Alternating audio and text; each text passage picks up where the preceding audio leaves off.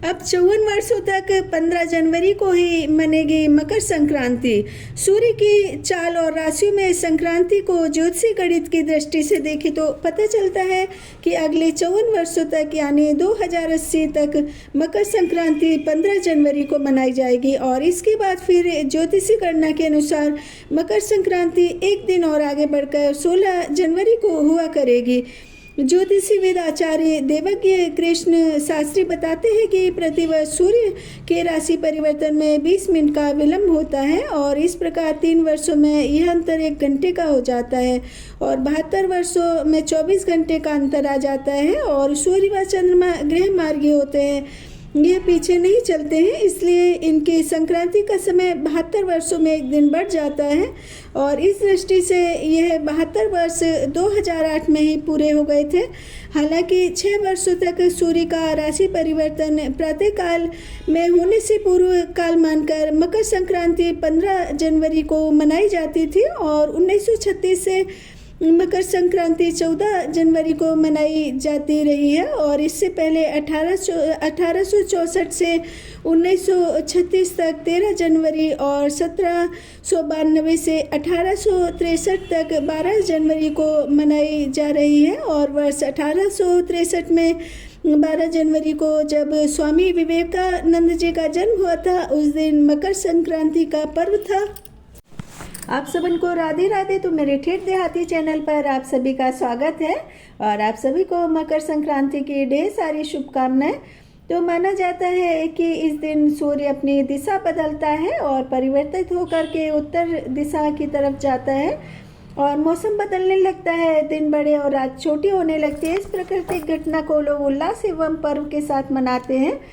इसलिए हिंदू धर्म में मकर संक्रांति के दिन दान पुण्य किया जाता है, साथ ही पवित्र नदियों में स्नान भी किया जाता है। और मकर संक्रांति मात्र एक पर्व नहीं अपितु सौर पंचांग का शुभ परिवर्तन है और पौराणिक कथाओं में भी मकर संक्रांति के महत्व की कहानी है और महाभारत में इसका उल्लेख मिलता है। भीष्म पिता भीष्म पितामह जो कि कई वर्षों से मृत्यु से शैया पर लेटे थे, उन्होंने मकर संक्रांति के दिन ही अपने शरीर को त्यागा था और इस दिन भगवान सूर्य की पूजा उपासना की जाती है क्योंकि सूर्य को तेज तप और कर्म का पूरक माना जाता है।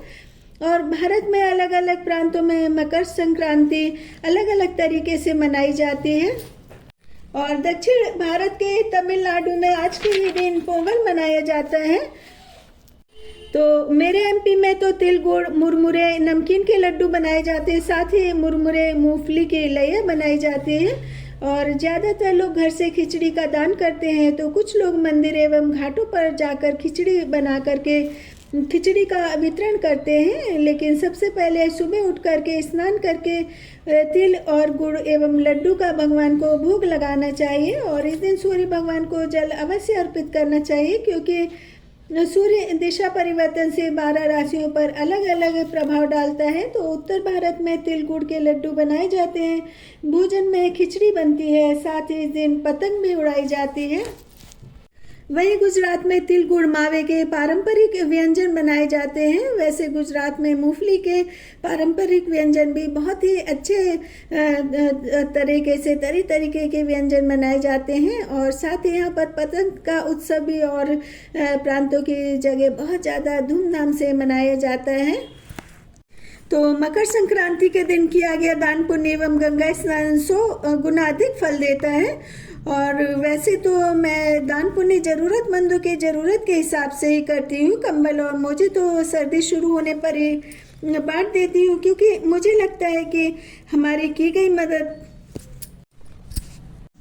तो इस बार एकादशी है तो इसलिए मैं खिचड़ी नहीं बनाऊंगी, खिचड़ी की जगह पूरी सब्जी बनाऊंगी और मैंने काफ़ी सारे पैकेट खिचड़ी बांटने के लिए 3-4 दिन पहले ही बना लिए थे, जिसमें कि मूंग की दाल, चावल, मूंगफली, काला तिल और रेवड़ी, कुछ पैसे वगैरह रख करके या तो मंदिर में मेरे बच्चे डोनेट करके आ जाते हैं और या फिर घर में जो भी लोग आते हैं उन्हें मैं प्रसाद की तरह ये पैकेट देती हूँ। और तो मकर संक्रांति में तिल के गुड़ और तिल के लड्डू एवं सूर्य देव की पूजा के साथ ही पूरे भारत में पतंग उड़ाने का भी चलन है। रंग बिरंगी सुंदर सुंदर पतंग उड़ाकर हम चारों दिशाओं में एक पॉजिटिव एनर्जी, खुशनुमा माहौल का संदेश पहुंचाते हैं। और रंग